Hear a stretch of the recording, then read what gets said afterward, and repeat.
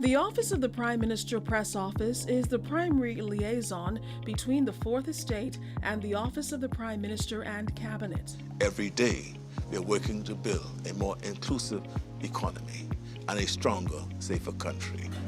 Hear all of the latest developments as the Davis administration carries out the broad mandate of progress and change.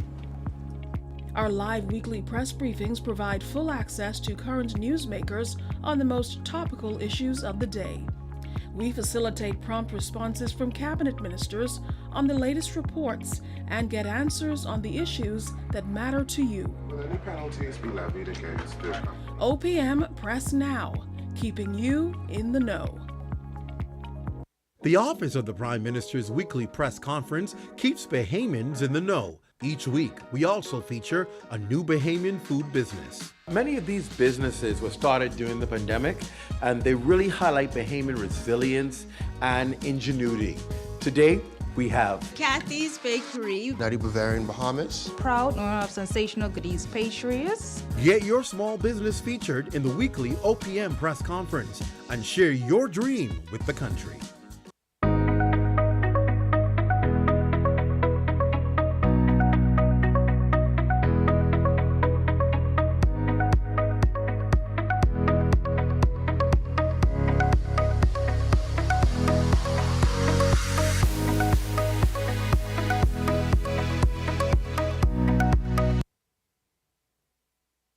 Those joining us via the live stream, we are happy to have you join here with us today as we bring you updates from the government and also answer your very pertinent questions so that you can execute your jobs. I will now invite Acting Press Secretary Keishla Adderley to give you the run of show for today.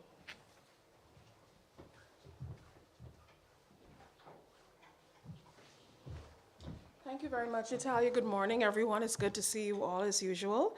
Well, as you may know, the government has reached a critical juncture in its proposal to legalize the use of cannabis in the Bahamas.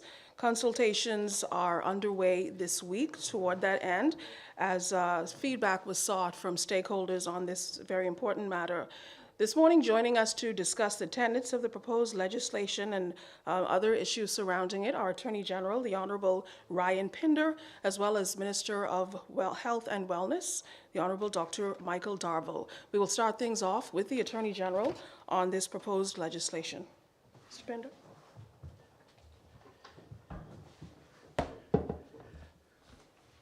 Good morning. How are we doing this morning? Good. Only one person doing well.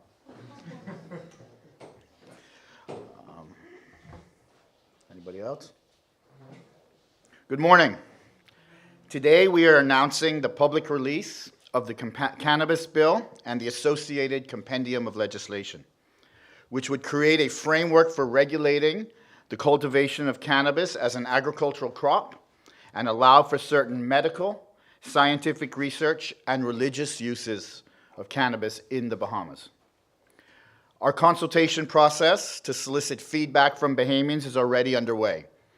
We've been conducting a series of small sessions with organizations and interested constituents throughout this past week.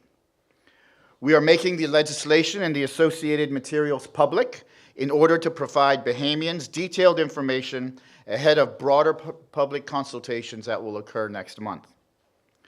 We have created a new website that will launch later today, www.cannabisbahamas.gov.bs, so that Bahamians can review, one, the full compendium of the legislation, which is comprised of 11 different bills, regulations, and orders, the presentation slides that we are using in our consultation sessions this week, the final report of the Bahamas National Commission on Marijuana, and fourthly, a CARICOM report, which provides a detailed overview of many of the relevant legal, economic, and health issues related to cannabis. We have also established an email address where the public can send questions and comments. This will be referenced on the website, but it's medicalcannabis@bahamas.gov.bs. As legal markets for cannabis across abroad continue to expand, what is already a multi-billion-dollar industry could open up significant new agricultural businesses opportunities for Bahamians. In order to ensure that these new economic opportunities benefit the Bahamian people, we are proposing, for example, all cultivation licenses must be 100% Bahamian owned. It is also a priority that these opportunities are accessible to many Bahamians, a priority that will be evident in the award of cultivation licenses and the provision of agricultural land that will be set aside for this specific purpose.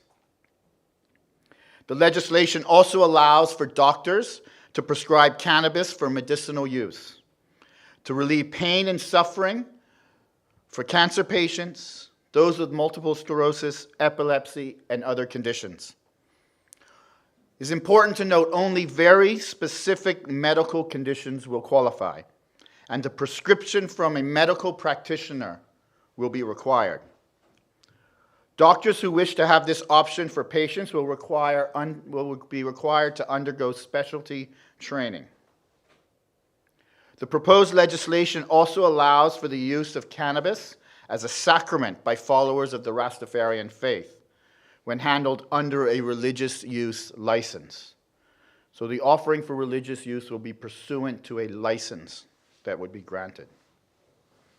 Finally, we are proposing the decriminalization of a small amount of cannabis possession, less than 30 grams, which is about an ounce. There would still be a fine associated with possession because possession outside the scope of the legislation is still illegal. In other words, the current or previous possession of small amounts of cannabis would no longer show up on the criminal record, so long as the fine has been paid.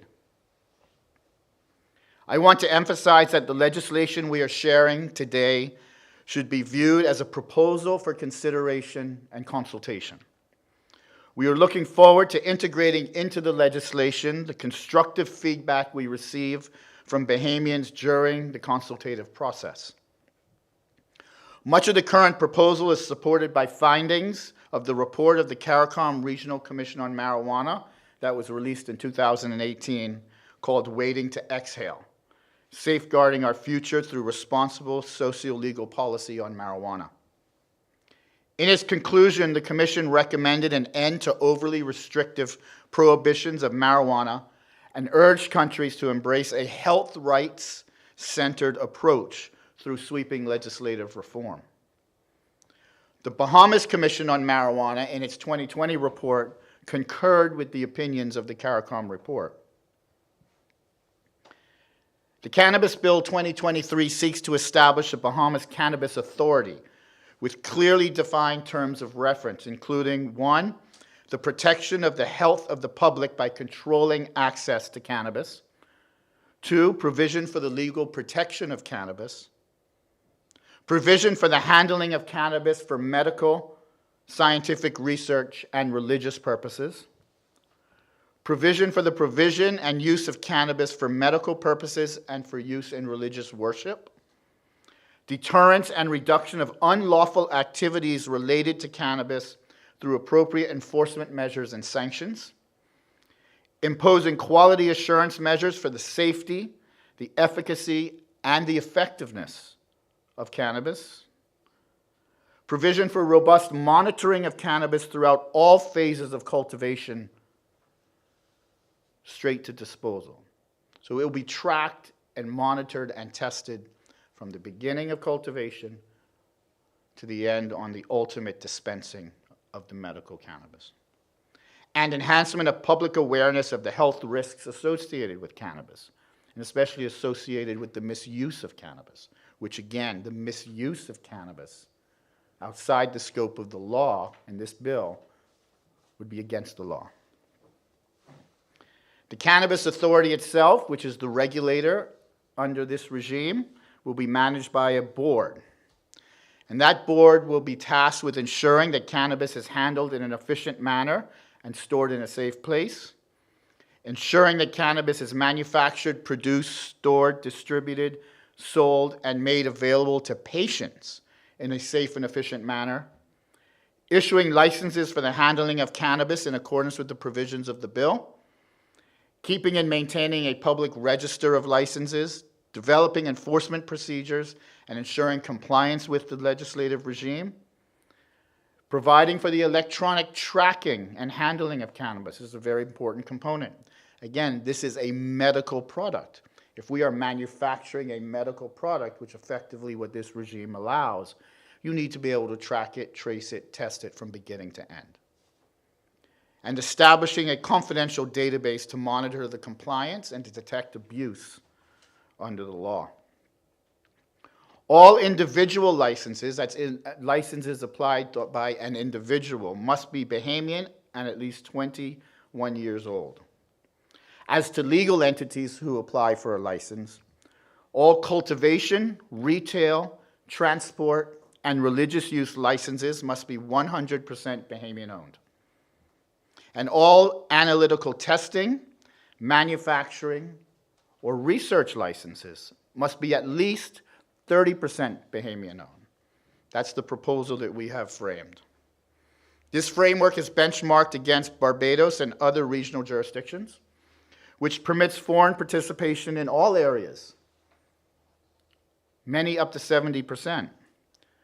We have restricted this to licenses that require specialized expertise or significant capital and technical expertise.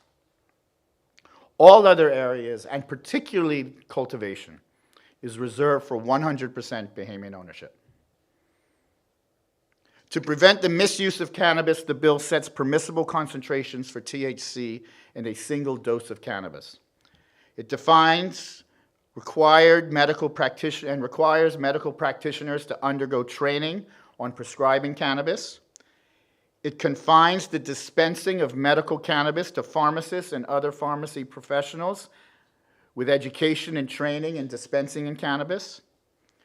Requires medical practitioners, pharmacists, and other pharmacy professionals to report certain occurrences that violate the permissible use. And requires the electronic tracking of cannabis from import, cultivation, through manufacturing, transport, and sale, whether from one licensee to another or to sale to a patient. Electronic tracking will be facilitated through a confidential database by enabling medical practitioners to create electronic prescriptions for patients. Again, the prescriptions will be done electronically. They will not be handwritten on a piece of paper and given to the patient. It will be an electronic process to preserve the integrity of what we are doing. Permitting the medical practitioner and the pharmacist to monitor the dispensing history, which is critical to detecting and deterring abuse of the system. There are offenses related to unlawful possession, possession with intent to supply, possession of unauthorized amounts of cannabis, production, unauthorized smoking of cannabis in public places, and misrepresentations as to medical conditions. Again, if you are outside the scope of this piece of legislation, you are committing an offense. If you are buying cannabis for recreational purposes, you are committing an offense. If you are selling cannabis without a license, you are committing an offense. If you are importing cannabis into the country without a license, you are committing an offense. Those have not changed as a result of this legislation. In the context of possession of less than 30 grams, there is a fixed penalty, currently proposed at $250, which, if paid within a specific time, will not be reflected on the offender's criminal record. If the alleged offender wishes to dispute the charge, he may do so. But by doing so, he forfeits the waiver of the criminal record if he is found guilty. As I said earlier, we are proposing that current records be expunged for possession of amounts less than 30 grams. In our blueprint for change, we committed to develop a comprehensive regulatory framework for growing, harvesting, and exporting cannabis, alongside robust regulations to minimize risks.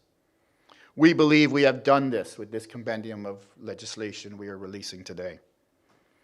We encourage the general public later today to access the compendium of legislation at www.cannabisbahamas.gov.bs and provide their comments and feedback to medicalcannabis@bahamas.gov.bs.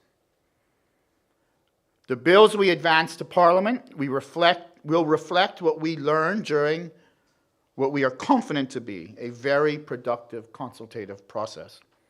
As you'll see on the website and through the email address, we invite everybody's comments and participation, at which time we will take those into account and give them the consideration they deserve in formulating the final bill to go before Parliament.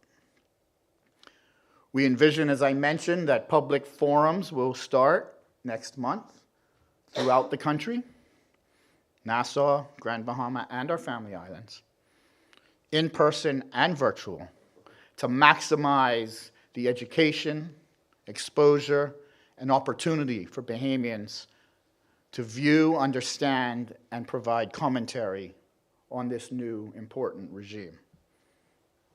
We thank you for your attention, and we hope that we will have a constructive process going forward.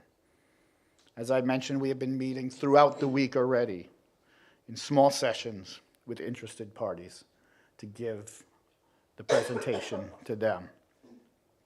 I now welcome my colleague, Minister of Health and Wellness, Mr. Michael Darville, to provide some brief remarks. Thank you so much, AG, and thank you for that comprehensive breakdown of what we are proposing in the Commonwealth of the Bahamas as it relates to cannabis. The compendium of bills is comprised of three principal bills: the amendment to the Dangerous Drug Act, the amendment to the Pharmacy Act, and the cannabis bill itself. In the compendium of legislation, we will make way for the use of medical marijuana in the Commonwealth of the Bahamas and the use of cannabis in the religious community. The Dangerous Drug Act, we're proposing to remove everywhere in the current legislation the word Indian hemp. For many of you who are familiar with the cannabis plant, there is more than 500 active ingredients that exist. And of those 500 active ingredients, there's more than 100 that have some medical benefit. The Indian hemp plant is now classified with a THC concentration of less than 3% and carries little or no psychotropic effect in its use. The reason why that's important is because the CBD receptors is very important in the treatment of some illnesses, and it does not have any sort of psychotropic effect. And many Bahamians have been reaching out to the ministry to have access to import these drugs into the country, and it is currently illegal, and these bills will make way for Bahamians to access these essential therapies to improve the quality of healthcare delivery systems in the Commonwealth of the Bahamas. It also gives way for the amendment of the Pharmacy Act because in the new regime, we are proposing a cannabis dispensary and a cannabis dispenser. Now, as these bills go on our website, you will go into the details of what this means, but I thought it appropriate to speak about the three pieces of legislation that is absolutely essential in order for us to begin to allow patients in the Commonwealth of the Bahamas to access medical cannabis. But good morning to the team, to members of the press, and of course, the Bahamian population. Thank you for this opportunity to be here today. And on the heels of the Mental Health Act 2022 and the Nurses and Midwives Act 2023, as the Minister of Health and Wellness, in conjunction with the Office of the Attorney General and the Office of the Prime Minister, I am very excited to be a part of this press briefing as we announce our intent to lay in Parliament a compendium of legislation to support the legalization of medical cannabis in the Commonwealth of the Bahamas. As stated in our Blueprint for Change, bringing progressive legislation that will benefit and bring our nation closer into the 21st century is a priority of this Davis-led administration. This draft legislation will seek to remove Indian hemp from all current medical legislation and replace it with cannabis. Cannabis will then be removed from the Dangerous Drug Act and reclassified as a controlled substance that would be regulated and controlled by my ministry and other government authorities for handling of cannabis for medical use, scientific research, religious purposes, and yes, the establishment of a local cannabis authority. This will create the space for CBD products, Indian hemp industry, and bring equitable access of cannabis medical products as an option in support in the care of medical patients. I would like to assure the general public that the legislation is focused solely on cannabis for medical, scientific, religious use, and not recreational use. First and foremost, it is crucial to emphasize that cannabis will only be accessible through prescription obtained from a trained, licensed, registered physician. You can access medical cannabis by way of a prescription from a medical professional. We are committed to implementing mandatory and ongoing training for healthcare professionals to ensure that they have the necessary knowledge, expertise to prescribe cannabis safely and responsibly to the Bahamian healthcare individuals. Accountability, safety, and quality are paramount in our approach to this legislative framework. We will establish regulations to guarantee that high-quality cannabis products produced under strict guidelines are available to Bahamian patients. This will ensure patients receive the most effective and reliable forms of treatment options available in the country. Currently, 18 qualified medical conditions are proposed for the treatment with cannabis, and the list is subjected to change based on additional medical evidence. We underscore that all medicines have some potential negative side effects, and medical cannabis is no exception, because on a daily basis, healthcare professionals throughout this country must weigh and monitor the benefits of drugs and provide therapies to our patients. Our healthcare professionals will be trained to do the same with medical cannabis in prescribing appropriate treatments for given conditions outlined in the legislation. We want to reassure the public that we are sensitive to the concerns related to the prevalence of social ills that can be magnified by the use of cannabis illegally in the country. We maintain that this legislation will help persons suffering from certain medical conditions to function better in their daily lives, and also help Bahamians suffering from serious debilitating illnesses who sometimes do not respond to traditional forms of therapy. We fully understand that law enforcement must play a critical role in the implementation as well as regulating this new industry. My ministry intends to work closely with all government stakeholders to prevent the unauthorized use and distribution of cannabis in the Commonwealth of the Bahamas. Our aim is to strike a balance that would allow patients in need to access cannabis while maintaining public safety and security throughout the country. It is important to note that medical cannabis is not intended for children, teenagers, or pregnant women. We have taken great strides to ensure that we protect these potential risks and the impacts associated with these vulnerable groups because of the possible damage to the neurological system in the early forms of brain development. We know that there will be exceptions to this rule, and if you search the literature, you will see where medical cannabis is sometimes given in the pediatric group for some forms of refractory epilepsy and other illnesses, but this would be done on a case-by-case basis. Additionally, I'd also like to highlight that the government is fully committed to an inclusive and transparent consultative process, and we have already initiated closed consultation with various stakeholders, including healthcare professionals, the various councils, religious leaders, law enforcement, business groups, and community organizations. Public consultations will be conducted in a few weeks across the country to ensure that your voices are heard and your recommendations taken into consideration.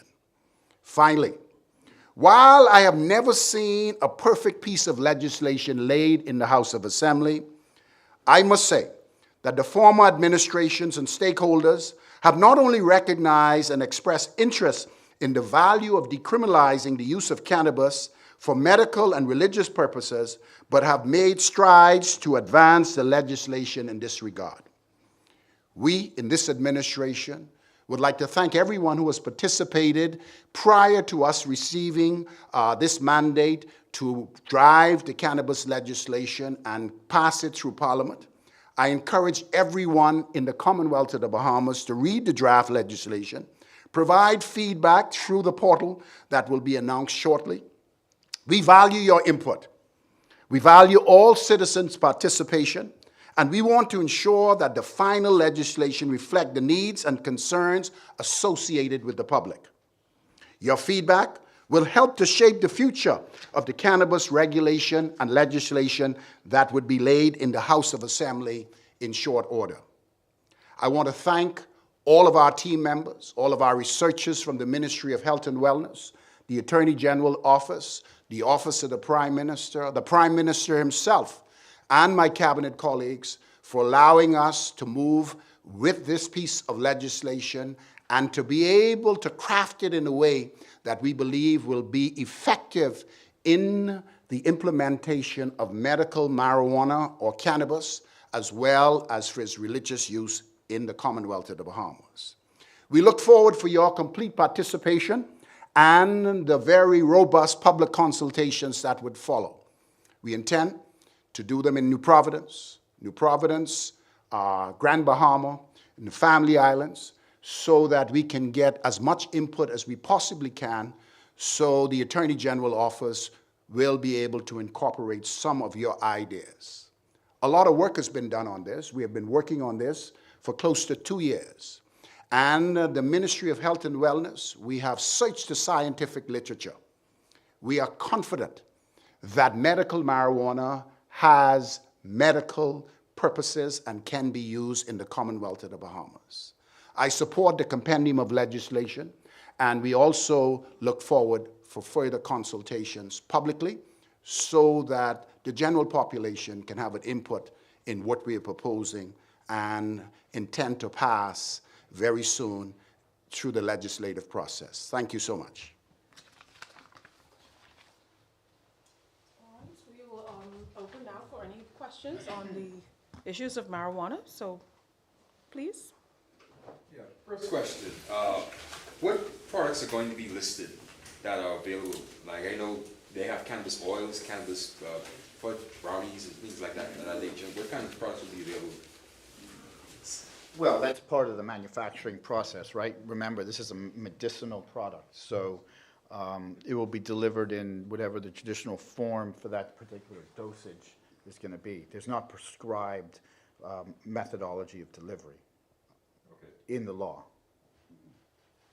Yes. Who has government been consulting with at this point? And can you say what timeline you're considering as to when you're going to bring it to Parliament legislation? Well, I think the minister indicated this, this week we have consulted with the business sector, the religious sector, including the Rastafarian community and the Christian Council, the different medical councils that exist, whether it be the Pharmacy Council, the Medical Council, and the different organizations, especially with respect to health ailments. So, for example, the Cancer Society and other health ailment societies.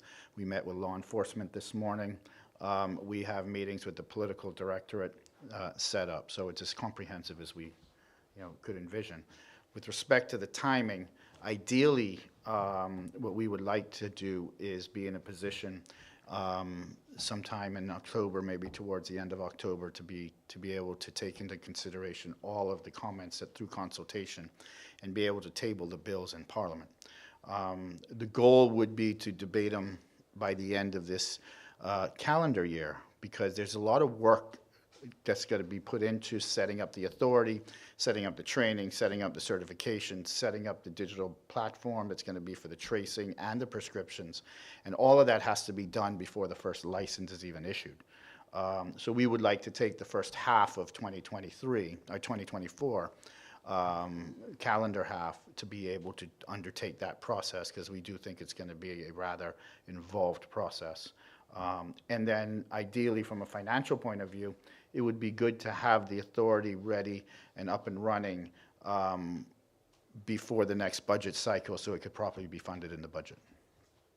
And what's the projected value of a medical marijuana cannabis industry in the country? Have we looked at that yet?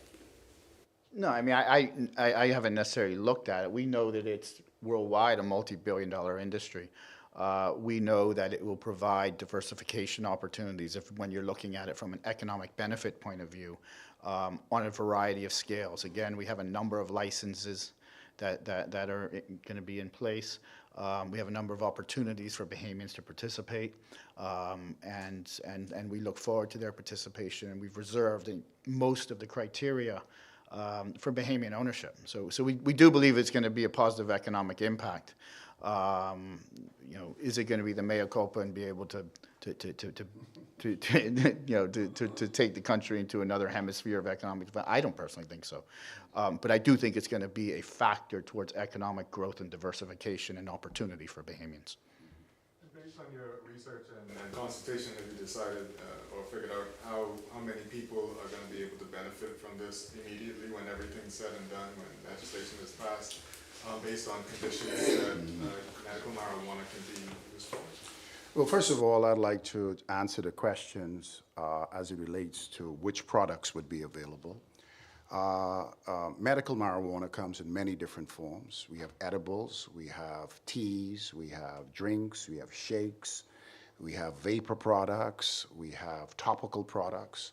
We intend to provide all of these products to patients as needed in a controlled and regulated environment. As far as the use of medical marijuana in the Commonwealth of the Bahamas, it has not been completely assessed, but I can tell you this, many Bahamians, some who are suffering from debilitating illnesses like end-stage cancers, various types of depressions that are not responsive to clinical therapy, post-traumatic stress disorders, anxieties, are traveling abroad to access these therapies, and always reach out to the ministry to be able to bring the products into the country.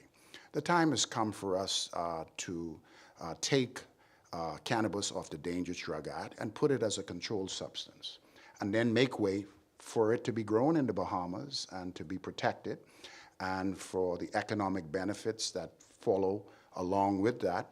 But I want to let you know that the regulatory framework is very tight, and you will begin to see some of it clearly outlined in the legislation, the security measures for cultivation, how it's done. There's a license for transportation. You can't just take the product from the farm and carry it. There is multifaceted license and control mechanisms that would be in place. As far as the worth of the industry, that is to be seen, because the worth is directly tied in with the quality of product that can be produced in the country. And so there will be technical support. The Ministry of Agriculture is involved in this. And as we go into our public consultation, you will learn more about what would be allocated in the cultivation industry and the technical support. The product is directly tied into soil samples. What do we need to do? How does our grower get access to all of this technical knowledge to produce a quality product that can be used locally as well as for export? So most of these licenses have an import and export capability. We would like to be a part of the export, as well as there are some things that we believe that in the initial stages we would not be able to produce, and we would like for them to be imported, so that individuals who have suffering from many forms of illnesses where medical marijuana has been proven to be effective will have access to these therapies. We also have amendment to the Health Professionals Act, as well as the licensing of therapeutic facilities. You'll see what that means. What is a dispensary, cannabis dispensary? Who is the cannabis dispenser? What is a therapeutic facility? It's not a smoke shop. And so it's important to understand that some of these delivery mechanisms are not just inhaled. They're vaped. Some of them are actually in food products. The science of the delivery mechanism and the half-life of the medical marijuana is directly tied in with the types of treatments. And the rules and regulations of where it can be used. We're not legalizing medical cannabis for everyone to be doing it in the middle of the street. There's locations where you need to be. It cannot be in close proximity to our schools. There is regulations as a result of secondhand smoke. All of these things have been taken into consideration. But even so, I made it very clear that I've never seen a perfect piece of legislation or compendium. And so we are open for consultation by the Bahamian people to give us input.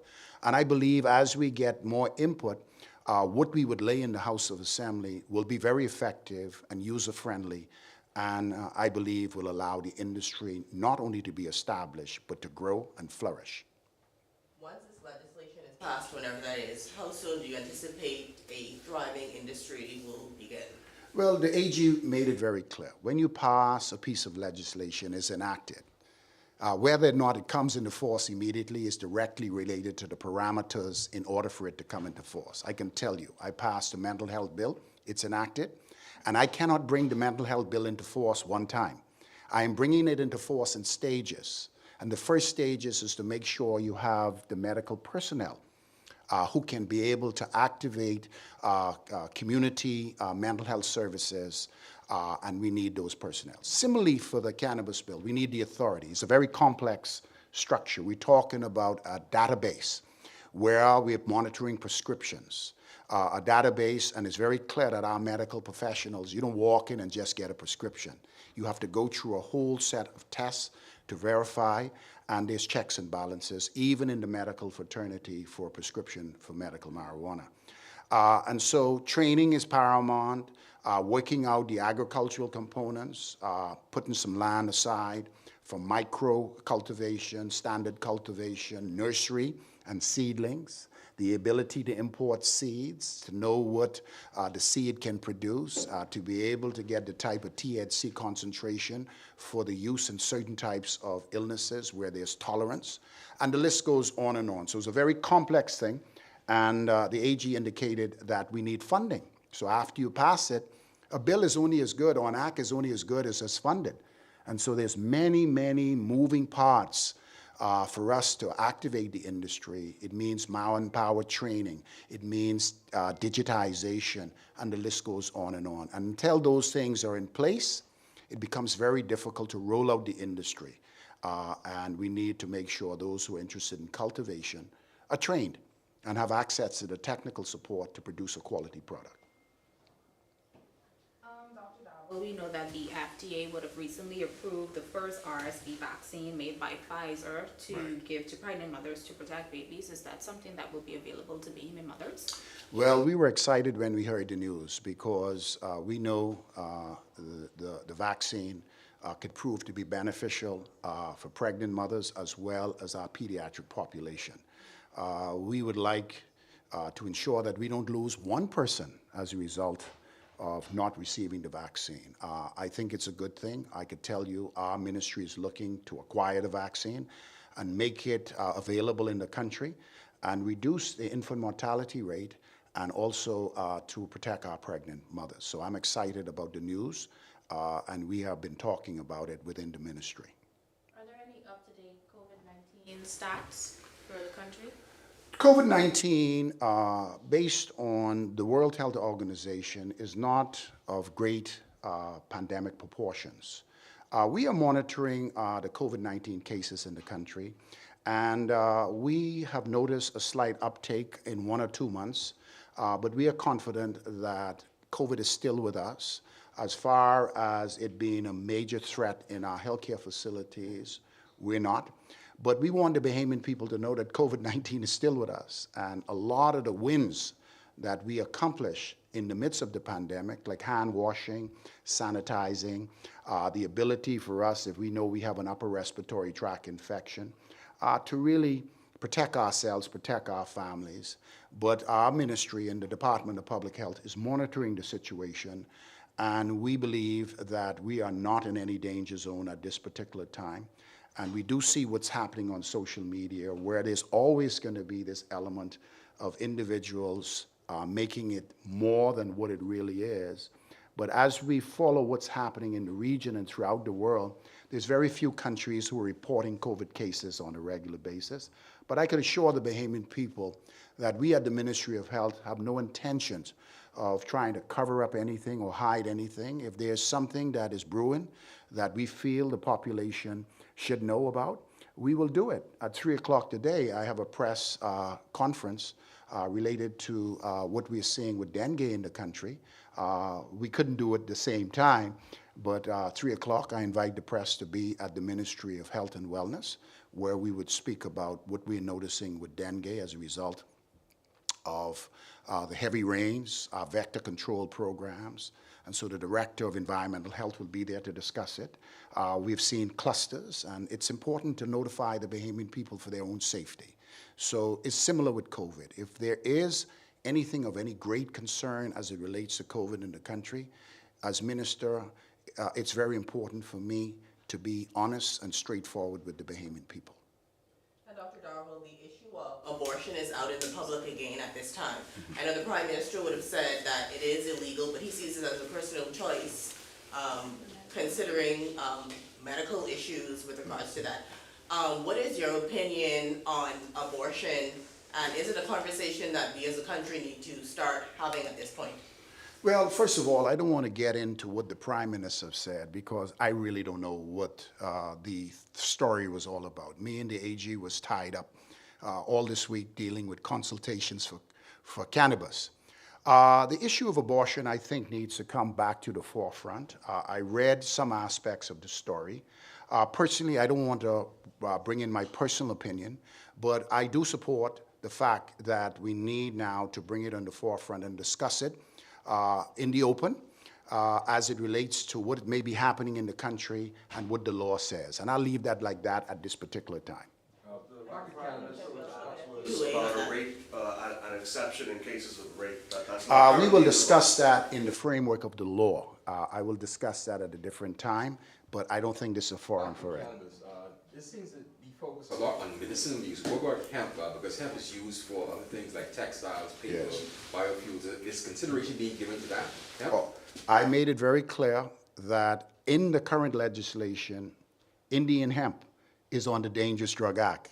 We believe that's a big mistake, because hemp products have very little psychotropic effect and THC concentration. We believe that is an industry all within itself. And it can be used in the construction industry, in the agricultural industry, it can be used in farming, it can be used to produce clothes, and the list goes on. And it has a very high concentration of CDB, which binds to the CB2 receptors and is used in many forms of illnesses. They're available in creams. I know some type of cancers, the CBD oils are very good topically, as well as orally, and they can be used in foods, and the list goes on and on. So I agree with you, the hemp plant in itself, because we all know that the plant can be used from leaf all the way to the root, and it's not just for pharmaceutical products. It's many different products associated with the industry, and we look forward to explore that. We've spoken to business community, they're excited about it. And we are very excited about what that can mean for young business people in the Commonwealth of the Bahamas. And we're working on an industrial hemp bill that will put the agribusiness framework around industrial hemp. Working with the Ministry of Agriculture in that, because it is an agribusiness when you're talking about hemp products. And so that's something we definitely think is, my personal opinion, I think you're going to see an economic impact greater on the industrial hemp side, frankly, because of the variety of products of which it can be used for. So we support it, and we will put in a proper framework by legislation on an industrial hemp bill, and work closely with agriculture on that. So when do you think we should see that industrial hemp bill? Oh, that'll be in a position to be tabled at the same time as the medical cannabis bill. While you're there, AG, do you have an update on the legislation for downtown? Yeah, so that's near final completion. You can anticipate that to be tabled in Parliament in the upcoming session. Well, while you're here as well too, AG, can you speak to any impacts that the commercial enterprises bill had before you replace and repeal? Has there been any benefits to the businesses? You know, when it was brought in by the former administration, it was brought in much heralded, but I don't think it has had that much economic impact. When you look at for a variety of reasons, when you look at the provisions related to automatic grants of work permits, the Department of Immigration was never in a position to actually be able to put that into effect. How do you automatically grant somebody a work permit? They're walking around and say, oh, my application's been in for 14 days, even though I don't have an approval, I have a work permit. So the practicality of that process never really worked. The economic development component was never really implemented because no economic zones were really created under the legislation. We think a better approach is to create economic empowerment zones and have a legislation dedicated and focused to that, and take out the applications and the ineffectiveness of these automatic grant of work permit provisions, and enhance the efficiencies over Department of Immigration. So just to be clear, you're saying no businesses, nobody benefited under that previous commercial enterprise bill? I can't say nobody benefited. You asked me what the economic impact was, and I said that from my view, the economic impact was low. With regards to the abortion situation, the Minister of Social Services would have also suggested last night that it is something that we probably as a country need to be looking at. We know our laws are antiquated. Dr. Darville also would have said it's probably a conversation we need to have. What's your position on that? Well, I'm an attorney, so I'm a creature of instruction. So once those conversations happen, and there is a recommendation of government, that is when I will affect whatever is the recommendation of government. Mr. Pinder, I wanted to ask, as the company responsible for the sunken Wanna-Go travel vessel, found in Abaco waters, have they, been issued a fine, and then how much of the ship has been salvaged? So as I stated before, we can't issue a fine without an environmental impact, right? And so that can't be done until the actual completion of the removal of the ship. It has created some difficulty on timing in that they are now have to chop up the ship into very small pieces and bring it up on a barge and then transport the pieces to shore. Unfortunately, that's created somewhat of a delay. I think in the first instance, we were hoping that the process would be complete by July. They are about 2/3 complete, so all of the cargo is off the boat, and they're about 2/3 complete on chopping up and removing the vessel. It appears that the pace is increasing in the last few weeks, and so we hope very soon that will be complete so we can do our assessment, and needless to say, the environmental damage, if any, that has occurred, there will be appropriate action. Can you also say how much the Sun Oil or the company responsible for the Exuma oil spill was fined? You mentioned that they were fined, but you weren't able to give an amount. That's right. They were fined. What was the amount of the fine? I don't disclose confidential settlements at the Office of the Attorney General. You know that. Can we get a financial services update? Like, is government satisfied with the legislation and policy for everything needed to avoid another blacklisting by the EU? Well, we feel like with respect to the blacklisting element on the commercial enterprises substance bill, which is economic substance reporting, that we're well on our way. The actual team is in the Bahamas now from BDO doing in-person training with our financial and corporate service providers who are going to be obligated to actually do the reporting on their clients. And we're optimistic that everything will be in place to launch the portal by September 7th. That's our date we're looking to launch in time for the reporting deadline of September 30th. The legislation has been passed. It will come into effect at the time the new portal is launched. because it ties directly into some obligations on the portal. And so we anticipate from the economic substance point of view that we are doing everything we can to comply. Thank you. Cannabis, is government making any provisions to provide crown land? I'm just wondering whether. So the Ministry of Agriculture is making provisions to provide access to agricultural land that they have oversight of. We all know that there's limited supply of agricultural land in Nassau that is available. They have set aside 25 acres of agricultural land in Nassau in their new agribusiness park that will be accessible for micro-cultivation, so for smaller farmers to be able to have access. Needless to say, in the Family Islands, there's much more opportunity on agricultural land, especially when you look at islands like Andros and Eleuthera, where the Ministry of Agriculture has oversight of a significant amount of agricultural land, and certainly that agricultural land will be made available for lease under standard agricultural terms. Thank you very much. Thank you very much, Attorney General Pinder and Mr. Darville. Thank you very much. Right now, I'm going to answer any additional questions, if there are any. With regards to the demolition of the shanty towns, is there any update on that? What's happening with that? We haven't heard anything in a little while. Yes, there is an update on that. As you know, a lot of what happens with the shanty towns has to be in accordance with court rulings. The Supreme Court has recently given a ruling that gives clearance for 2 structures in the Carmichael area to be demolished.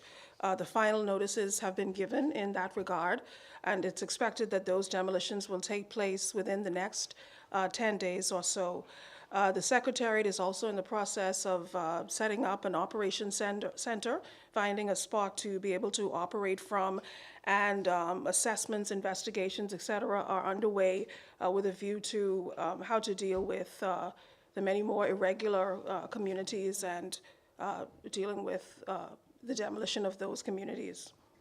And BWD President Kyle Wilson would have sent me a memo last night informing the union membership that they will no longer be working overtime, they will not be working on lunchtime. They say it's now time for action because BPL is refusing to address their concerns over safety on the Family Island properties at BPL's facilities. Also, he said, Kyle Wilson would have said yesterday that BPL has now set up armed guards at their Family Island substations, and they take this as an indication that BPL is refusing to address their concerns.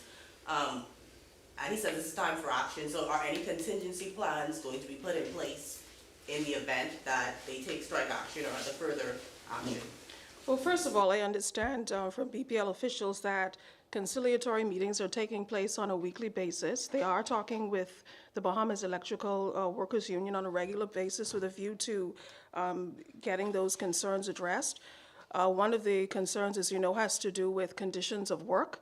The BPL, for example, the plant in North Andros, which was destroyed by fire a couple of months ago, a trailer has been put in place, an air-conditioned trailer, as a temporary measure to house officials who work that station. Already, land acquisition is underway, and the design phase of a new building is underway. That will be an 18 to 24-month process, but definitely work is underway to establish a new plant there. That will utilize both solar, batteries, and conventional generation. So it is a work in progress. As for the armed guards at the station, when there is any perceived threat that a plant may be under threat, and no one is suggesting that that is the case, the protocol is for security to be put in place. That would be Defense Force officers, police officers, to ensure that there is no threat to the plant and obviously inconvenience to BPL consumers. I'm saying in the case of industrial action or the possibility of industrial action, a long-standing protocol is in place that will ensure that there is no danger, no threat to any of the plants that obviously supply electricity. That's been in place for a long time, forever. Any further questions? Know why Apico MP Kirk Cornish is still driving a red-plated vehicle following his resignation? Okay, I can't confirm whether or not that's true or what the situation is with that, unfortunately, but I can look into it for you. And how much is the contract for the school repairs in Iron Bailey?